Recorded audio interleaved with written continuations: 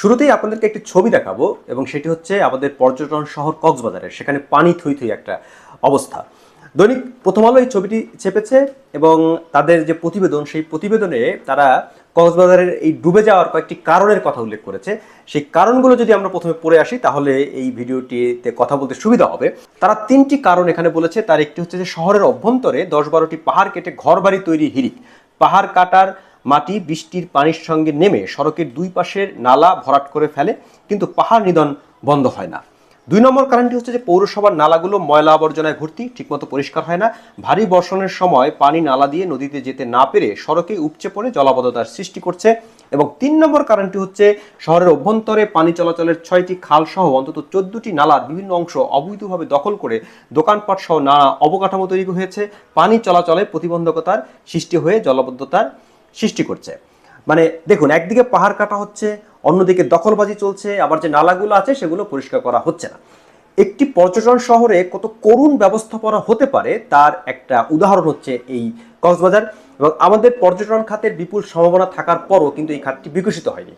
বিশেষ করে কক্সবাজারে কিন্তু বিদেশি পর্যটক একেবারে নাই বললেই চলে। দেশের যে পর্যটক আছেন তারা গিয়েও সেখানে নানান রকমের ভোগান্তির শিকার হন। ফলে পর্যটন খাত নিয়ে সম্ভাবনার কথা বছরের পর বছর ধরে, ইনফ্যাক্ট আমি বলবো দশকের পর দশক ধরে শুধু আলোচনায় আছে, এটা কাগজে কলমে আছে, আলোচনায় আছে, মুখে আছে, কিন্তু বাস্তবে পর্যটন খাত কিন্তু একেবারেই তলানিতে। কক্সবাজারের অবস্থা যদি আমরা দেখি, বিশ্বের গুরুত্বপূর্ণ একটি সমুদ্র সৈকত সেখানে আছে, কিন্তু সেখানকার যে ব্যবস্থাপনা, সেই ব্যবস্থাপনার কি করুণ অবস্থা দেখুন। এবং দীর্ঘদিন ধরে এই অবস্থা তৈরি করে ফেলা হয়েছে। মানে দখল, দূষণ, ব্যবস্থাপনাগত অনিয়ম সবকিছু সেখানে একেবারে সীমাহীন পর্যায়ে পৌঁছে গেছে। ফলে যেটা হয়েছে, কক্সবাজারের মতো একটি এলাকা সেটা বৃষ্টিতে ডুবে গেছে। এই পানি কিন্তু দ্রুত নেমে যাওয়ার কথা ছিল যদি প্রপারলি সেখানে যে উন্নয়নগত যে ব্যবস্থাপনা সেটা যদি করা হতো। আপনাদেরকে একটি তথ্য দেই, আমি ইন্টারনেট ঘেটে দেখলাম যে থাইল্যান্ড তাদের বছরে তারা প্রায় ৫ লাখ কোটি টাকা পর্যটন খাত থেকে তারা আয় করে। সেখানে বাংলাদেশের অবস্থা খুবই করুণ এবং আপনি কোনো সঠিক তথ্যও পাবেন না যে পর্যটন খাত থেকে আসলে আমাদের আয় কত। তবে আজকের এই যে ছবি, সে ছবি বলছে যে আমাদের যে কক্সবাজারের যে ব্র্যান্ডিং সেটা খুব বাজে একটা নজির স্থাপন করলো। বিদেশি পর্যটকরা যখন এরকম একটা পরিস্থিতি দেখবেন তখন কিন্তু তারা আসতে চাইবেন না। এমনিতেই পর্যটকরা সেখানে গেলে নানান রকমের হয়রানির শিকার হন, নিরাপত্তা ইস্যু থাকে, খাবার দাবারের দামের ক্ষেত্রে একটা সমস্যা থাকে। মানে এই ধরনের সমস্যার সঙ্গে এই যে পরিস্থিতি, এগুলো দেখার পর কক্সবাজার নিয়ে আসলে আমাদেরকে নতুন করে ভাবা দরকার। কিন্তু সব কিছু যদি আমরা যোগ করি তাহলে দেখবো যে সদিচ্ছাটারই আসলে অভাব। কক্সবাজার কেন্দ্রিক যে পর্যটন সেটাকে বিকশিত করার জন্য ন্যূনতম কোনো কার্যকর পদক্ষেপ আমরা দেখতে পাই না। আর দখল দূষণ নিয়ে যে অবস্থা এখানে তৈরি হয়েছে তাতে কক্সবাজার একটা পরিত্যক্ত একটা এলাকার মতন হয়েছে। অনেকেই বাংলাদেশের ভিতর থেকে যারা সেখানে যান তারা কিন্তু না পেরে যান, আর কোনো জায়গা আমাদের নেই যাওয়ার। অন্যান্য যে পর্যটন এলাকাগুলো সেগুলোকেও ডেভেলপ করা হয়নি। সুতরাং কক্সবাজার শহরের এই যে পরিস্থিতি, এটা নিয়ে আমাদের হতাশা আরও বাড়া ছাড়া আর কিছু নেই।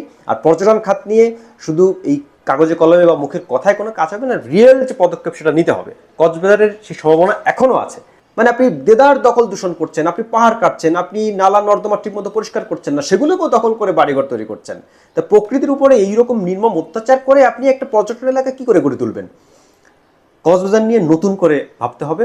এই যে নতুন সরকার আসছে, পরবর্তীতে যারা আসবেন তারা এই বিষয়টি মনোযোগ দিবেন, এটা আমরা প্রত্যাশা করি। কারণ এই খাত থেকে কিন্তু বিপুল পরিমাণে বৈদেশিক মুদ্রা উপার্জন করা সম্ভব। অলরেডি আমরা কিন্তু ভয়াবহ রকমের ডলার সংকটে ভুগছি। সেক্ষেত্রে ডলারের যে সাপ্লাই সেটারও একটা বড় খাত হতে পারে পর্যটন। শুধু গার্মেন্টসের উপরে নির্ভরতা, শুধু রেমিটেন্সের উপরে নির্ভরতা করে কিন্তু একটি দেশের অর্থনীতিকে আপনি বাঁচিয়ে রাখতে পারবেন না। সব ধরনের যে বৈদেশিক মুদ্রা অর্জনের সব ধরনের খাতকেই কিন্তু আপনার সর্বোচ্চ তৎপরতার সঙ্গে কিন্তু চেষ্টা চালিয়ে যেতে হবে যাতে করে আপনি আয়টা বাড়াতে পারেন। কক্সবাজারকে বাঁচান এবং সেই সঙ্গে এই কক্সবাজার বাংলাদেশের অর্থনীতিকে বাঁচানোর একটা বড় কিন্তু মাধ্যম হতে পারে। সেই দিকটি ভেবে দেখবেন সবাই, সেটাই আমরা প্রত্যাশা করি।